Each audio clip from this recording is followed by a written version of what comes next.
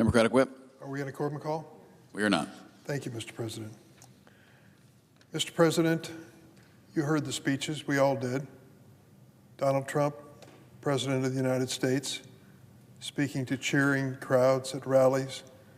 He would say inevitably, murderers, rapists, terrorists, the criminally insane, sexual predators, they came in this country illegally, we're going to remove them. He made that promise over and over again. Well, in Chicago, Illinois, we have seen what those words have led to. For almost 3 months, Chicago and my home state of Illinois have been under attack by President Trump since he launched what he calls Operation Midway Blitz. During that time, chaos and terror have reigned supreme. This operation isn't just targeting the, quote, worst of the worst, the rapists, the murderers, the terrorists, the criminally insane. That's what he promised. But American citizens, legal residents of the United States, and immigrants who have built their lives and raised their families here and pose no threat to public safety have been the actual targets. A court forced the administration to come clean on this. Just how many of these dangerous, worst of the worst criminals are you arresting, deporting in the process of Operation Midway Blitz? The administration finally released their numbers. 600 people have been arrested under Operation Midway Blitz.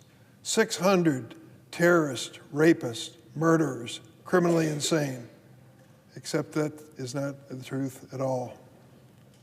During Operation Midway Blitz, 16 people out of the 600 actually had a criminal history that poses a high risk to public safety. 3%, less than 3% of all those arrested. What about the rest? These violent raids by ICE agents aren't just targeting adults, they're targeting families. I want to tell you a story. 2 weeks ago, Rafael Barraza and his one-year-old daughter, Ariana, both citizens of the United States, were enjoying a shopping day at Sam's Club. The little girl is barely 1 year old. Who would have thought that a simple father-daughter trip to Sam's would turn into a trauma that these two people will never, ever forget? But the Barrazas became a target for ICE for obvious reasons. He was shopping while being Hispanic. Enough said. Listen to what happened to this dad and his daughter because of Operation Midway Blitz of this administration. Mr. Barraza and his family said they were in their car when they heard a helicopter and cars honking.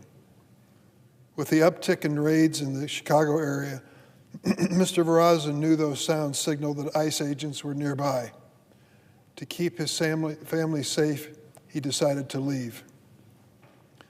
Unfortunately, before this American citizen and his one-year-old daughter could drive away, a masked agent pointed a pepper spray gun through the family's open car window and fired the weapon at close range.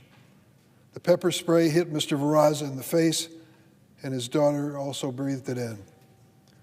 Because of this violent, unprovoked action from ICE agents, both Ariana and Rafael were briefly hospitalized. He told reporters after the incidents happened, quote, "My daughter was trying to open her eyes. She was struggling to breathe."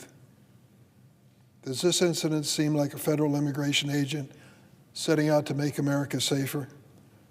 Does this man look like a rapist, a murderer, a terrorist, criminally insane, worst of the worst?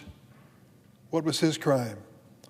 Being an American citizen, shopping at a local Sam's Club? His only crime was he appeared to be Hispanic.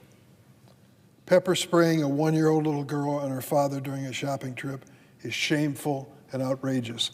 If it happened to any of us, on my side of the aisle or the other side of the aisle, and you heard about this family, your heart would go out to him. This man was doing nothing wrong, and yet he was treated like a common criminal because he is Hispanic. President Trump is turning federal immigration officers into his own secret masked police force. I see it every day in the city of Chicago, it's reported.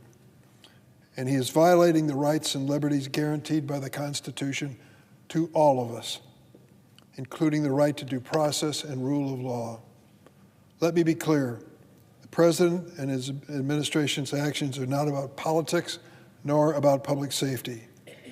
It's time for all of us in Congress, Democrats and Republicans alike, to put politics aside, speak up, and condemn this growing threat to our democracy. If it happened in your hometown, you would be outraged, and you should be. It's happening in Chicago almost every day.